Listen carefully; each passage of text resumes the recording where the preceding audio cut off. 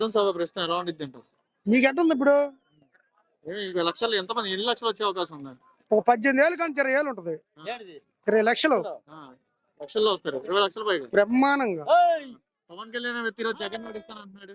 ఎవరు? పవన్ కళ్యాణ్ ఇప్పుడు ఆయన 2 సార్లు తోడిపోయింది, మళ్ళీ ఇంకోసారి ఓడిపోవటానికి సిద్ధమైంది మళ్ళీ ఆయన. అంటున్నాడు కదా, నేను పాతాళంలో పంపిస్తాను జగన్, ఓ జగన్ ని ఎంత చూస్తా అంటున్నాడు.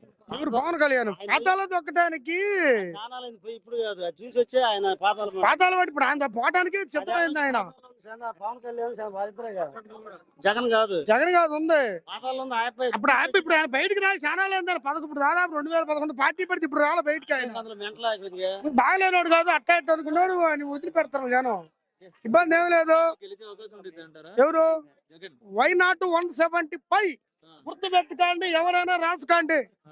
ఇది సిద్ధం సభ సాక్షిగా చెప్తున్నాము. మాది దర్శి నియోజకవర్గం, ముల్లమూరు మండలం, ఏంపాడు. ఇది సిద్ధం సభ చెప్తున్నాము. 100కు 100 గెలుస్తాం. నెంబర్ 1 కాదు. ఎలక్షన్ ఈసారి వాడు వన్ సైడ్ అవుతాన్న. కూటమి 2009లో కూడా కూటమి కట్టుకున్నారు. వైఎస్ గెలిచిండు ఆ రోజు. ఈసారి కూడా జగన్ గెలుస్తాడు ఎన్ని కూటమిలు వచ్చినా గానీ. దాంట్లో ఎటువంటి డౌట్ లేదు. ఆయన అందించిన సంక్షేమ పథకాలు ఆయన గెలిపిస్తాయి. లేదన్న ఏడ నేను యాజ్ ఏ వాలంటరీగా నేను చేస్తున్నా. ఎక్కడ లంచం లేదు, ఏడ కరప్షన్ లేదు. నేరు ఈ రోజు ఒక పథకం కావాలన్నా, ఒక సర్టిఫికేట్ కావాలన్నా నేను సచివాలయం దగ్గర పోయి తీసుకుంటున్నారు. కరప్షన్ లేదు. నేరు కరప్షన్ ఉండే పడితే ఇన్ని కోట్ల జనాల ఖాతాలు ఎట్ట పడతాయి అన్న? అది పవన్ కళ్యాణ్ ఎవరిని? జగన్మోహన్ రెడ్డినా? వాళ్ళకే నిర్ణయం చెబుతారు. చెబుతా ప్రతిపక్షాలు 100 చెప్పుకుంటారు. అంటాడు 151 సీటు ఉన్నాయి, ఇతనే మాట అంటే రేపు జనాలు నిర్ణయం అంటాడు అతను గెలిచిన తర్వాత. బీజేపీ పొత్తు పెట్టుకున్నా, వాళ్ళు కాంగ్రెస్ తో పొత్తు పెట్టుకున్నా ఎటువంటి ఇబ్బంది లేదు. ఒంటరిగానే వస్తాం, ఒంటరిగానే గెలుస్తాం ప్రతిసారి. ఇప్పుడే కదా, ఈసారి కూడా అట్నే జరుగుద్ది. గెలిచే అవకాశం ఉందండి. 100% గెలుస్తాం. 100% గెలుస్తాం. లోకేష్ బాబు కుర్చీ మడత పెట్టి ఇంటికి పంపిస్తా అంటున్నాడు. లోకేష్ బాబు గురించి చెప్పుకోవడం అనవసరం. ఆల్రెడీ అతని గురించి రాష్ట్రం మొత్తం తెలుసు. మళ్ళీ మనం కొత్తగా చెప్పుకోవాల్సింది లేదు. దాని గురించి ఎటువంటి డౌట్ లేదు. మళ్ళీ వైఎస్ఆర్సీపీ జెండా మళ్ళీ మేము ఎగరేస్తాం. సార్ రాబోయే ఎలక్షన్ లో ముఖ్యమంత్రి ఎలా ఉంటది? రాబోయే కాలం అయినా భవిష్యత్తులోనైనా ఎప్పటికీ జగనే ఉండాలని మా కోరిక. ఎందుకంటే ఇలాంటి ముఖ్యమంత్రి నా 70 సంవత్సరాల వయసులో ఎవరిని చూడలా. అన్ని పథకాలు ప్రవేశపెట్టాడు. అభివృద్ధి లేదంటారు, హీనమైన మాటలు అంటున్నారు. అభివృద్ధి నాడు నేడు అభివృద్ధి కదా, మహాత్మా గాంధీ కలలుగా అన్నటువంటి పంచాయతీ సచివాలయాల అభివృద్ధి కదా, పిల్లలకు సాక్స్ బుక్స్ ఇచ్చి స్కూల్లో ట్యాబులతో సహా ఇస్తున్నాడు, అది అభివృద్ధి కదా? ఏంది అభివృద్ధి అంటే? సిమెంట్ రోడ్లు ఎత్తే అభివృద్ధి, ఇంకేం లేదు అభివృద్ధి. అది జగనే ముఖ్యమంత్రి కావాలి, మళ్ళీ జగనే ముఖ్యమంత్రి అవుతాడు. ఇది మా చంద్రబాబు నాయుడు కలిసి వస్తున్నారు కదా. చంద్రబాబు నాయుడు కాదు కదా, ఎంతమంది నాయుడులు వచ్చినా సీఎం జగన్ ఎవరేం చేయలేరు. జగనే ముఖ్యమంత్రి. మరి నేను చెప్పాను కదా, ఆయన చేసిన పథకాలు అలాంటి పెట్టాడు. రాబోయే కాలం కూడా అతనే ముఖ్యమంత్రి. జై జగన్. మరి రాష్ట్ర వ్యాప్తంగా జగన్ అనే వ్యక్తి ఈ రోజు లంచాలు ఎక్కువ తీసుకుంటున్నా అంటున్నారు. లంచాలు అనేది లేని ప్రభుత్వం అంటే ఇదే. ఆయన ఆడ నిద్రపోతా చూసాడు కానీ లంచం అనేది ₹1 పాపం వాలంటీర్లు తీసుకుంటున్నారా, లేకపోతే ఇంకేడన్నా తీసుకుంటున్నారా? రెవెన్యూ డిపార్ట్మెంట్ లేకుండా ఇలా ఊళ్ళోనే అన్ని పనులు జరుగుతూ ఉంటే సచివాలయాల్లో ఇంకా లంచం ఆడుంది. వాళ్ళు అబద్ధాలు చెప్పి బతుకుతున్నది ఎవరంటే చంద్రబాబు నాయుడు. జగన్ రావాలంట. దానికి తోడు ఇప్పుడు కొంత బీజేపీ కలిసారు. బీజేపీ పవన్ కళ్యాణ్ వీళ్ళు కూడా అబద్ధమే. సిద్ధం సభ ఏ క్లాస్ గా జరుగుతుంది. ఎన్ని మంది వచ్చే అవకాశం ఉందంటారు? ఇట్లా మాకు అర్థంగా సీట్ వస్తుంది. మాకు ఎంతవరకే తెలుసు.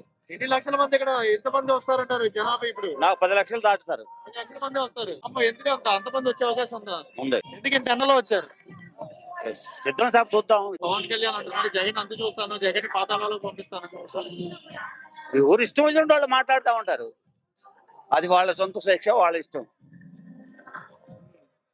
నేను సంక్షేమ పథకాలు పెట్టారు కదా, ఈ పథకాలన్నీ ఉపయోగపడుతున్నాయి అంటారా? బంగారం ఉపయోగపడితేనే జనం అంతా రావటం. మంచిగానే జరుగుతుంది. మంచిగానే జరుగుతుంది. గెలుస్తాడంటారా ఈసారి? గెలుస్తాడా? కంపల్సరీ గెలుస్తాం. చూసారు కదా, చంద్రబాబు నాయుడు పరిపాలన చూసారు కదా. చూసాం, ఇప్పుడు ఇది చూసాం. పవన్ కళ్యాణ్ జగన్ ని 4వ పిల్ల అంటున్నాడు కదా. ఏ రకంగా అనుకోని వస్తాడంట, మళ్ళీ గెలుస్తాడా? గెలుస్తాడు, కంపల్సరీ గెలుస్తాడు. మరి జగన్ వచ్చాక లంచాలు ఎక్కువైనాయి అంటే లంచాలు లేని ఇప్పుడు అంతమంగా ఉన్నాయి. ఇప్పుడు కొద్దిగా ఒక రకంగా ఇప్పుడే తక్కువ సచివాలయాలు ఎక్కడెక్కడ విలేజ్ లో వాళ్ళకి. ఎలా ఉంది జగన్ పరిపాలన, ఎలా ఉంది ఈసారి ఎవరు వస్తారు? బాగుంది నాన్న, జగనే రావాలి. చంద్రబాబు నాయుడు పవన్ కళ్యాణ్ పొత్తు పెట్టుకొని వస్తున్నారు కదా. దొంగలు నాన్న, వాళ్ళు దొంగలు.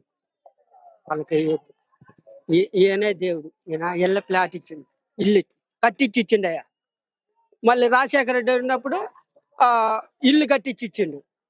మా అప్పు పడి బ్యాంకు వాళ్ళు పొలం అంతా దేశపోతుంటే రాజశేఖర రెడ్డి రుణమాఫీ చేసి మొత్తం ఇచ్చిండు. అందుకని ఇంకా అప్పుడు కానించి ఇప్పటి వరకు వాళ్ళ ఆ కుటుంబాన్ని నమ్ముకొని ఉన్నాం. వాళ్ళు 14 ఏళ్ళు ఉన్నా వాళ్ళు ఎటువంటి సాయం చేయకపోయినప్పుడు కూడా మేము జాగ్రత్తగా మీ బోటలు నమ్ముకొని బతుకుతాం.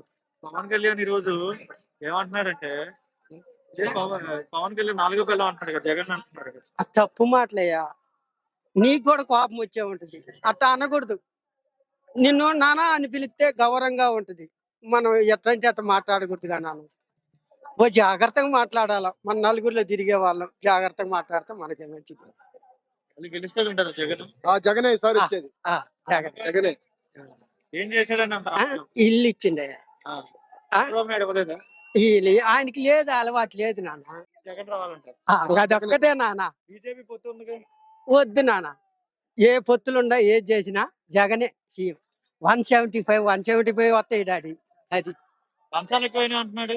ఆ? లంచాలు ఎక్కువైనాయి అంటున్నాడు. లేదులే నాన్న, ఎక్కడా లేదు. వాలంటీర్లు ఏంది నాన్న, తెల్లారుదాం 4ంటికే వచ్చి ఇస్తున్నారు, పింఛన్లు ఇస్తున్నారు. ముసలమ్మకి రాసిపుండు పడితే 4ంటికే వచ్చి ఇస్తున్నారు పింఛన్లు. ఎవరు ఇచ్చారు నాన్న? ఏ ప్రభుత్వం ఇచ్చారు? అది